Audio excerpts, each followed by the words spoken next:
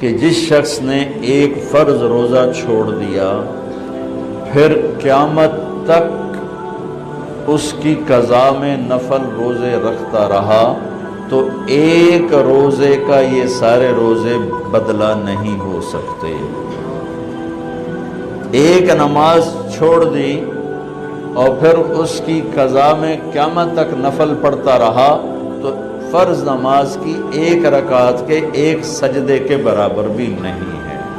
فرض میں اتنی طاقت ہے تو اللہ کی رحمت کیسے متوجہ ہوتی ہے کہ رمضان کے مہینے میں اللہ فرماتے ہیں میرے محبوب کی امت ہے، ایک فرض کو 70 کے برابر کر دو، اور پھر فرماتے ہیں نفل کو فرضوں کے برابر کر دو، اور پھر فرماتے ہیں جو رات کو تراویح پڑھے گا، دن میں روزہ رکھے گا، آخری رات اسے ایسے دھو دوں گا، دھو کے پاک کر دوں گا کہ اس کے ذمے گناہ کا ایک ذرہ بھی باقی نہیں بچے گا، سب گناہ اللہ تعالیٰ اس کے معاف فرما دے گا۔ اور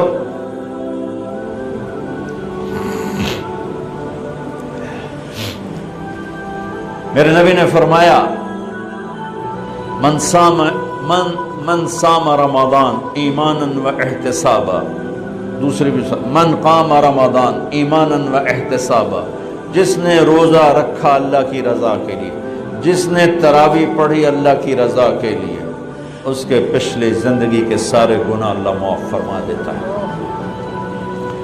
رات کا قیام کسی امت کو نہیں ملا، دیکھو روزہ سخت تھا تو ان کا قیام اللیل نہیں تھا، چونکہ وہ اپنی کتاب پڑھ سکتے ہی نہیں تھے۔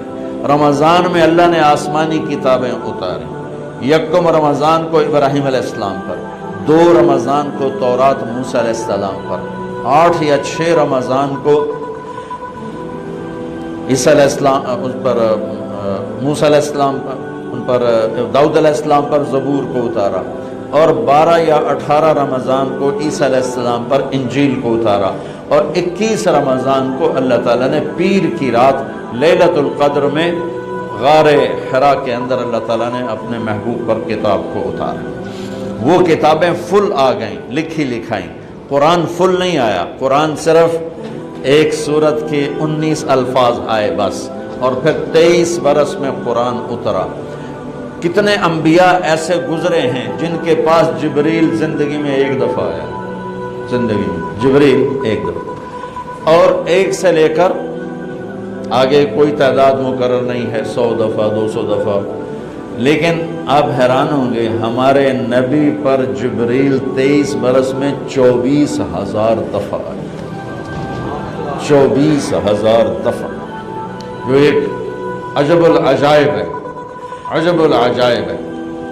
تو میرے بھائیوں، رات کی تراویح، دن کا روزہ، تراویح میں کیا ملنے والا ہے؟ میرے نبی کا فرمان ہے ہر سجدے پہ 1,500 نیکی، ہر سجدے پہ 1,500 نیکی۔ تھوڑی اپنی کاروباری مصروفیت گھٹاؤ، اپنی کاروباری مشقت گھٹاؤ، اپنے ملازموں کی بھی مشقت گھٹاؤ، تاکہ وہ تراویح پڑھ سکیں، روزہ رکھ سکیں، بشاشت سے پڑھ سکیں، اور اللہ کا فضل ہے ڈھیلے سے ڈھیلا حافظ بھی ہو تو 1.25 گھنٹے میں سارا کچھ نمٹ جاتا ہے۔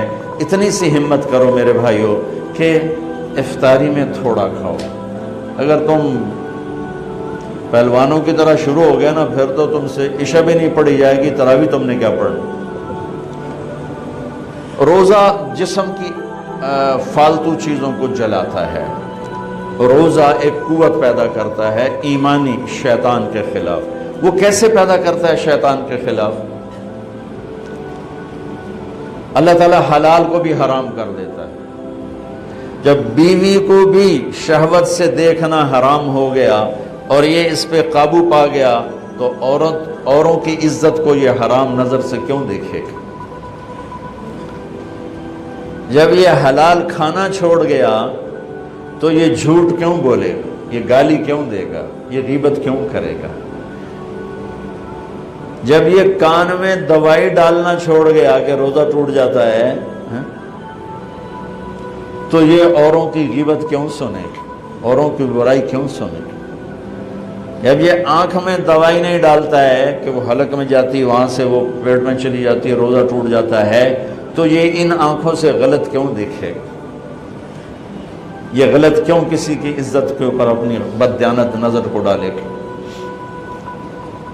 تو جب یہ اندھیرے میں بند کمرے میں ٹھنڈا پانی پڑا ہوا ہے اور ہاتھ نہیں لگاتا ہے اور اللہ کا دھیان اسے یاد ہوتا ہے کہ اللہ دیکھ رہا ہے، نہاتے ہوئے ہونٹ بند کر رہتا ہے کہ کوئی پانی کا قطرہ منہ میں نہ چلا جائے اور میرا روزہ نہ ٹوٹ جائے، خراب نہ ہو جائے، تو یہ جب اللہ کا اتنا دھیان اس کو نصیب ہو جاتا ہے کہ اللہ دیکھ رہا ہے، ورنہ کیا کسی کو کیا خبر کہ میں 2 گلاس پانی پیتا یا میں پیاس سے بول رہا ہوں۔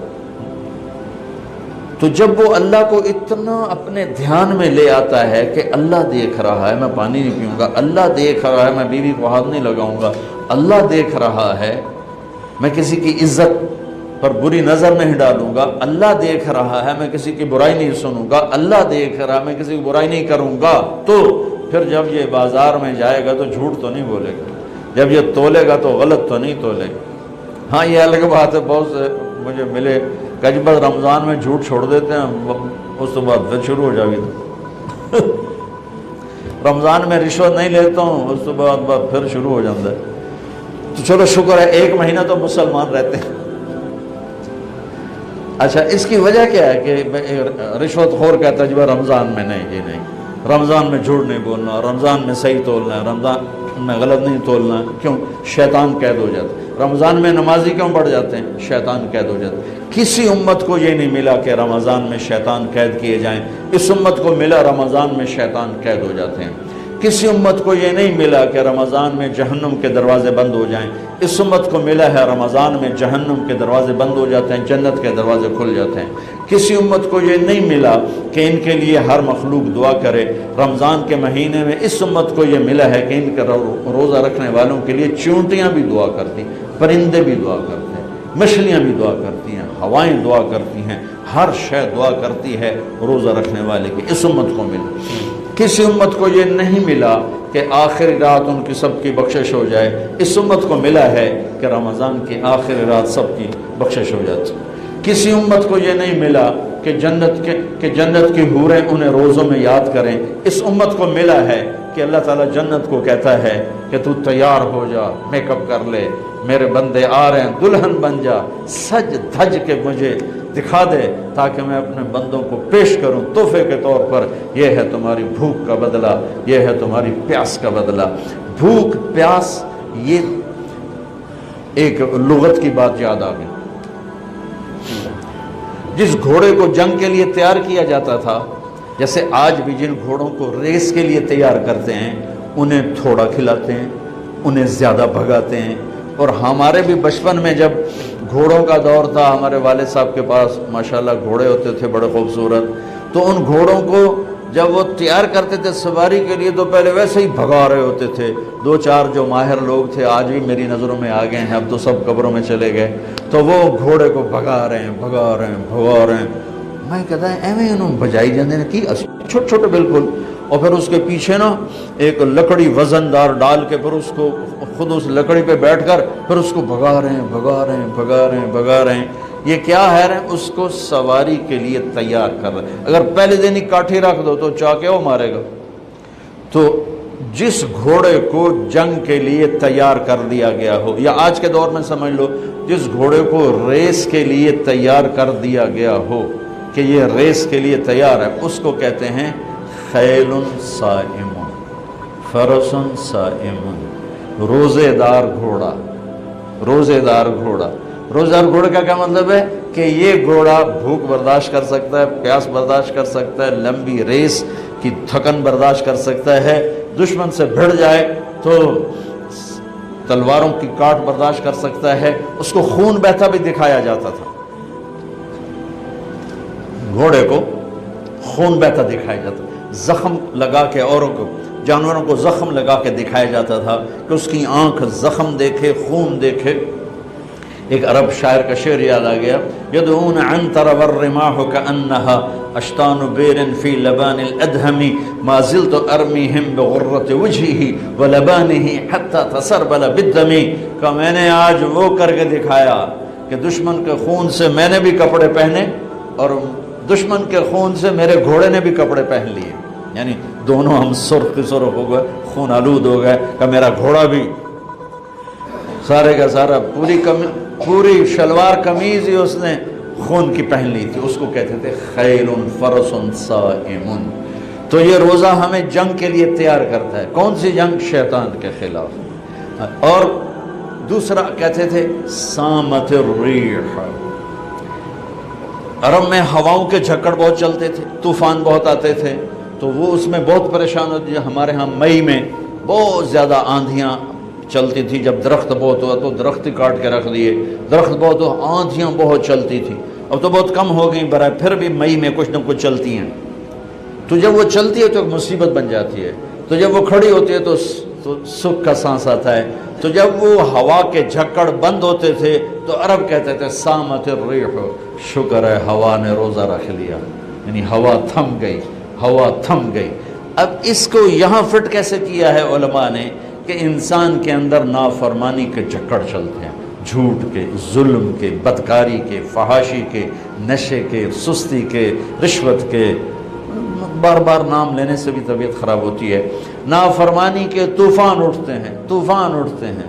یہ کیا کرتا ہے؟ روزہ رکھتا ہے، نظر جھکاتا ہے، ہاتھ جھکاتا ہے، زبان پہ قابو پاتا ہے، شہوت پہ قابو پاتا ہے، حلال کو چھوڑ دیتا ہے۔ تو وہ پورا مہینہ جب اس پریکٹس سے گزرتا ہے کہ نظر کو بچاتا ہے، کانوں کو بچاتا ہے، زبان کو بچاتا ہے، حلال کھانے، حلال بیوی سے بچتا ہے، تو اللہ اس کے اندر شیطانی طوفانی ہواؤں سے ٹکر لینے کی طاقت پیدا کر لیتا ہے، اور یہ اس کے سامنے کھڑا ہو جاتا ہے، ڈٹ جاتا ہے۔ لیکن کیونکہ ہمارا روزہ شکر ہے فرض جو رکھتے ہیں ان کو مبارک ہو، بہت مبارک ہو۔ جو میرے بھائی سست ہیں اللہ کرے وہ بھی رکھ لیں کہ یہ بہت بڑا سرمایہ ہے، بہت بڑی دولت ہے۔ اللہ تعالیٰ یہ ہمیں نصیب فرما دے کہ رات کی تراویح اور دن کا روزہ، یہ اس کے اندر ایک طاقت پیدا کرتا ہے شیطان سے ٹکرانے کی اور غلط چیزوں سے ٹکرانے کی، اس کے اندر اللہ تعالیٰ قوت پیدا فرما دیتا ہے۔ اور رات کو تراویح کا جو روزہ، تراویح کا جو سجدہ ہے 1500 نیکی ہے، 1500۔ کچھ لوگ 8 پڑھتے ہیں، ان کے پاس بھی دلیل ہے، کوئی بات نہیں، ٹھیک ہے۔ ہم 20 پڑھتے ہیں تو ہمارے پاس بھی صحابہ کی دلیل ہے، ٹھیک ہے۔ لیکن بھائیو 8 سے 10 کر دینا کوئی منع نہیں، 8 کو 12 کر دینا کوئی منع نہیں۔ صحابہ کے دور میں جب اللہ کے نبی تشریف لے گئے تھے دنیا سے، تو مکے والے کیا کرتے تھے؟ 4 تراویح، یہ جو ہم 4 تراویح کے بعد بیٹھتے ہیں نا، ترویحہ، آرام کرنا۔ تراویح کا نام بعد میں پڑا، اس کا صحابہ کے دور میں اس کا نام ہے قیام اللیل، قیام رات کا قیام، جیسے حرم میں آخری 10 دن میں ہوتا ہے قیام اللیل۔ تراویح اس کا نام پڑا بعد میں، اللہ کے نبی کے بعد مکے والوں نے کیا کیا کہ وہ 4 تراویح پڑھتے تھے اور پھر ایک طواف کرتے تھے، تو بشاشت بھی آ جاتی تھی اور طواف بھی چھوٹا سا ہوتا تھا، مجمع بھی تھوڑا سا ہوتا تھا۔ 80s میں گیا تو تھوڑا سا مجمع ہوتا تھا، 5-7 منٹ میں طواف ہو جاتا تھا۔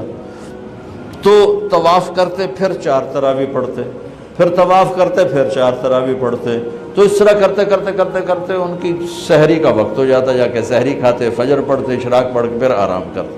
مدینے والوں نے سوچا کہ وہ تب ہر 4 تراویح تو بعد سجدہ طواف کر دیں، ہوں آپا کی کریے؟ انہوں نے کہا ہم ڈبل تراویح پڑھیں گے، تو انہوں نے 40 رکعت شروع کر دی۔ تو رات کی نماز میں کوئی ایسی پابندی نہیں کہ اس کے اوپر نہیں پڑھ سکتے۔ قیام اللیل مثنا و مثنا، رات کی نماز 2 رکعت ہے، اور جب ختم کرنا چاہو تو ایک وتر کے ساتھ اسے ختم کر دو۔ تو مدینے والے 40 تراویح پڑھتے تھے۔ شیخ عطیہ سالم رحمۃ اللہ علیہ مدینہ کے بہت بڑی ہستی تھے، اور ان کا مسجد نبوی کے اندر درس ہوتا تھا، اور مجھے ان سے فائدہ اٹھانے کا موقع ملا کہ میں جب حج پہ جاتا تھا پہلے تو 1 مہینہ تقریباً مدینے میں قیام ہوتا تھا، تو روز میں ان کے درس میں جا کے بیٹھتا تھا۔ جب کہیں میرا کوئی بیان طے نہ ہوتا تھا تو وہ علم کا ایک بہتا ہوا دریا تھے، اللہ ان کے درجے بلند فرمائے، اور بہت عجب خزانے ان سے ملے جھولی بھرنے کے لیے۔ انہوں نے کتاب لکھی ہے صلاۃ التراویح، تراویح کی نماز۔ کس بات پہ لکھی ہے فرمانے لگے کہ میں دیکھتا ہوں 8 تراویح پڑھنے کے بعد بہت سے لوگ پیچھے جا کے بیٹھ جاتے ہیں، اور یہ نادان لوگ ہیں جو 8 تراویح پڑھ کے اور پیچھے جا کے بیٹھ جاتے ہیں۔ میں ان کے لیے یہ کتاب لکھ رہا ہوں کہ بے شک یہ بھی روایت ہے 8 تراویح کی اور 20 کی بھی، اور اس کی کوئی ایسی پابندی نہیں کہ 8 کے بعد پڑھنی ہی کوئی نہیں، میں جتی چاہ کے دوڑے جاندے رہے جی میں مغرو پتہ نہیں کوئی نہ پڑھ آ گیا۔ یہ قیام اللیل یہ بندگی کی رات ہیں، یہ بندگی کی راتیں ہیں، یہ عبادت کی راتیں ہیں۔ آپ 2 پڑھو تو بھی تراویح ہوگی، 4 پڑھو، 8 پڑھو، 10 پڑھو، 12 پڑھو۔ میں نے مدینے کا انہی کی کتاب سے بتا رہا ہوں صلاۃ التراویح، مدینے والے 40 رکعت پڑھتے تھے، اور تراویح کا لفظ ہی 12 سے اوپر پہ آتا ہے، چونکہ ترویحہ ایک آرام کو کہتے ہیں، تھوڑی دیر کے لیے آرام ترویحہ، ترویحتان 2 دفعہ آرام کرنے کو کہتے ہیں، اور تراویح 2 سے زیادہ دفعہ آرام کرنے کو کہتے ہیں۔ 8 تراویح پڑھی جائے تو اس پہ تراویح کا لفظ سادی کے نہیں آتا، بلکہ نا صلاۃ و ترویحتان ہوگا، ترویحتان۔ وہ 12 پڑھیں گے تو تراویح کا لفظ اس پر صادق آئے گا کہ 3 دفعہ آرام کرنے کو تراویح کہتے ہیں۔ یہ کوئی مطلب ہے کہ میں کوئی مناظرہ نہیں کر رہا ہوں، نہ ہی میری عادت ہے مناظرہ کرنے کی، لیکن جو 8 تراویح کو کہتے ہیں بس اس سے اوپر پڑھنی نہیں، ان کو یہ بتا رہا ہوں کہ یہ اپنا نقصان نہ کرو۔ تراویح کی نماز ہو رہی 20 پڑھو، تم نے گھر جا کے کرنا کیا ہے؟ صرف اوپر کے آدھا گھنٹہ اوپر لگ جاتا ہے اور آدھے گھنٹے میں ساری نماز نمٹ جاتی ہے، لیکن آپ کو ملتا کیا ہے؟ ہر سجدے کے بدلے 1500 نیکی۔ کیوں ضائع کرتے؟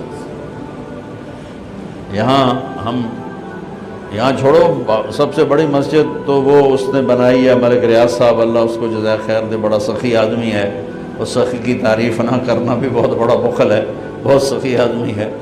تو اس نے وہ بنائی ہے بحریہ ٹاؤن کی مسجد، وہاں ایک وہ ہو جائے، ایک اعلان ہو جائے اور ایک پوسٹ لگ جائے کہ جو ہماری مسجد میں آ کے نماز پڑھیں گے ان کو 1500 نہیں 150 روپیہ فی سجدہ دیا جائے گا۔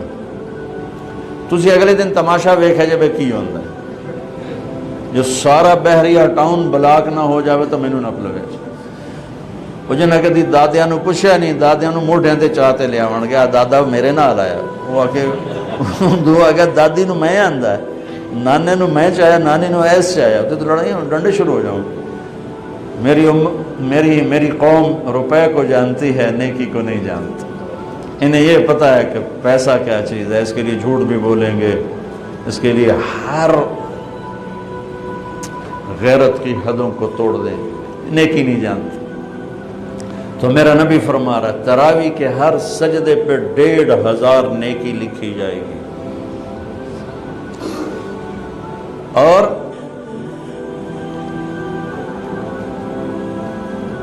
تراویح کے ہر سجدے پر جنت میں ایک گھر ملے گا جس کے 60,000 سونے چاندی کے دروازے ہوں گے۔ جس گھر دے 60,000 بو وہ تو فیصلہ بات تو ہی بڑا ہوئے گا۔ اور ہر تراویح کے سجدے کے بدلے میں ایک درخت لگے گا جنت میں جس کے نیچے 100 سال عربی گھوڑا دوڑ سکے۔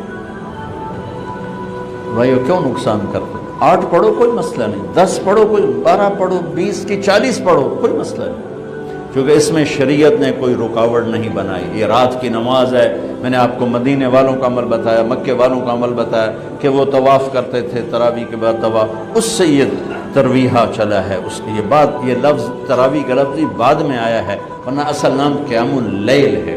لیکن یہ کہنا کہ تراویح کی نماز ہی کوئی نہیں ہے تو بہت بڑی حماقت اور بہت بڑی نادانی کی بات ہے۔ اللہ تعالیٰ پوری امت 1400 سال سے ایک عمل کو لے کے چلی آ رہی ہے، اسے یوں کہہ دینا کہ نماز ہی کوئی نہیں، اتنی دلیری بھی ٹھیک نہیں اور اتنی شدت بھی ٹھیک نہیں کہ کوئی تراویح پڑھنے نہیں آیا تو کفر تے ہی فتویٰ لا دو، تو کافر ہو گیا، مردود ہو گیا، پتہ نہیں کیا کیا کرتے رہتے ہیں ہمارے خطیب۔ ایک نوجوان کہنے لگا خطیبہ نے ساڑھے کولو ساڑھا رب بھی کھو لیا۔ میں اتنا حیران ہوا، کیوں ڈرا مار چھڑیا نے، سن تو لگتا ہے رب بس لتر چاہی کھلوتا ہے تو مارنا ہی مارنا۔ میں نے کہا سنو، اللہ کے 99 نام ہیں. میں میرے ہر بیان میں تقریباً، آج میں نے روزے کی بات کرنی تھی تو وہ مضمون روزے کے مطابق میں نے بولا. اللہ کے 99 نام ہیں صفاتی. 99 کا مطلب یہ ہے کہ میرے نبی نے ایک روایت میں 99 نام گن کے سنائے کہ یہ اللہ کے ناموں میں سے نام ہیں. یہ نہیں کہ صرف 99. اللہ تو لامحدود ہے تو اس کی صفات لامحدود ہیں، تو اس کے نام بھی لامحدود ہیں. میرے نبی نے کہا ان للہ 99 اسما، اللہ کے صفاتی ناموں میں سے یہ 99 نام ہیں. ان میں ایک نام ہے غصے والا، باقی سب رحمت ہی رحمت. صرف ایک. کمال کی بات ہے. باقی جبار جو ہوتا ہے نا، غصے والے کو نہیں کہتے. جو اللہ کا نام ہوتا ہے الجبار، العزیز الجبار المتکبر. جبار کا مطلب ہوتا ہے چھا جانے والا، غالب آنے والا. غصے کا مطلب ہم اردو میں کرتے ہیں، یہ تو بڑا جبار بندہ ہے، بڑا جابر بندہ ہے. ہم کہتے ہیں بڑا جابر بندہ ہے. یہ اردو میں جابر غصے والے کے لیے ہے، عربی میں جابر جوڑنے والے کو کہتے ہیں. ٹوٹے کو جوڑنے والے کو جابر کہتے ہیں، اور جبار چھا جانے والے کو کہتے ہیں. المہیمن چھا جانے والا. صرف ایک صفت بتا رہا ہوں، المنتقم انتقام والا. انتقام پھر غصہ بھی ہے، پکڑ بھی ہے، عذاب بھی. اچھا، تلوار کے اوپر اگر کور چڑھا ہوا ہو تو وہ کاٹے گی. موری شاہد بھی مارو تو کچھ نہیں ہوگا.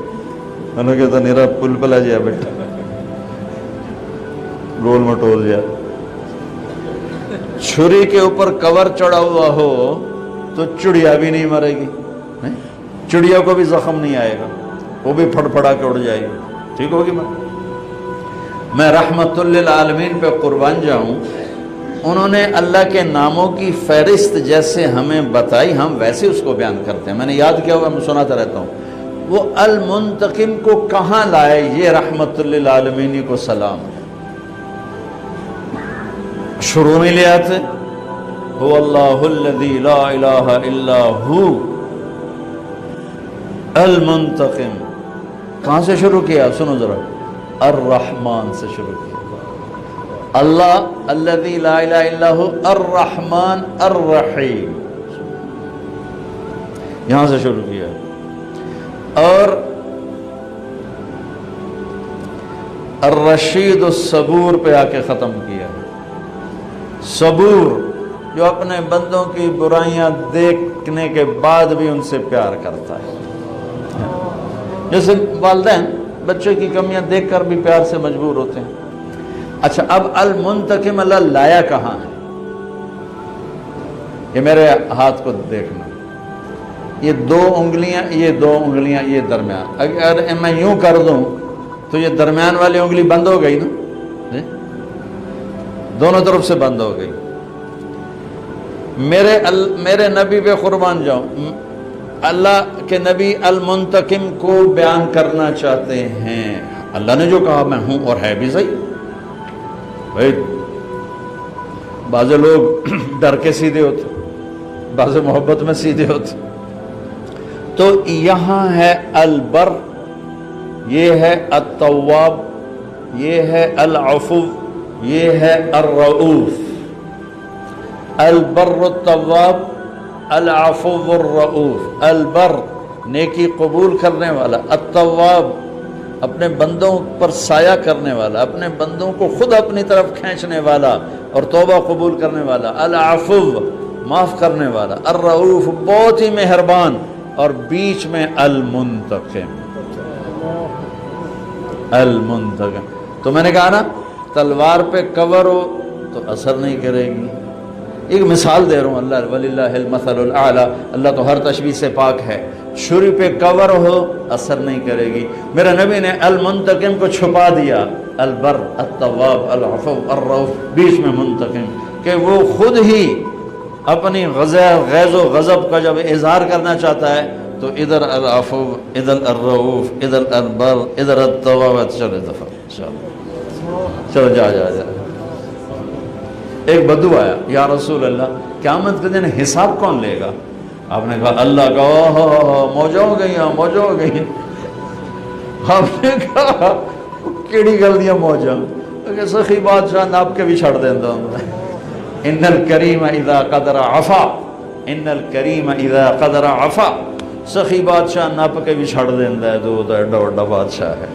تو بھائیو کچھ چیزیں آ گئیں، کچھ ابھی رمضان چلنا ہے، اعتکاف بھی رہ گیا ہے، صدقہ فطر بھی رہ گیا ہے، رمضان کے اعمال بھی رہ گئے ہیں۔ میں نے صرف روزے کو تھوڑا سا ہائی لائٹ کرنے کی کوشش کی۔ کوشش فرمائیں ہمارے روزے قبول ہوں، اور اس میں جو چیزیں اللہ کو پسند ہیں وہ کرتے جائیں گے تو انشاءاللہ روزہ قبول ہو جائے گا۔ تراویح کا اہتمام فرمائیں، تہجد کا اہتمام فرمائیں، بہت آسان ہے، کھانا کنٹرول میں رکھیں۔ جو اس پر افطاری پہ جو تباہی مچاتے ہیں نا، اگر وہ چھوڑ دیں تو پھر کوئی مسئلہ نہیں، تراویح پڑھنا بھی، تہجد پڑھنا بھی۔ ہلکا سا کھائیں، تھوڑا سا کھائیں، کوئی فروٹ لے لیں، کوئی پکوڑا لے لیں، کوئی ایک آدھ کھجور لے لیں، 1 گلاس 1.5 گلاس سادہ پانی ٹھنڈا نہ ہو وہ پی لیں، اور نماز پڑھ کے چائے پی لیں، اور عشاء پڑھ کے تراویح پڑھ کے جو مرضی کھانا ہے کھا، تو پھر انشاءاللہ آسان ہوگا۔ لیکن جو حال ہوتا ہے سموسیاں دا پکوڑیاں دا، وہ تو نماز ہی نہیں کسی پڑھنی، تراویح کہیں پڑھنی، اٹھے نالے کھول کے ڈٹھے پائے ہوں۔ چلو سنتیں ادا کرو۔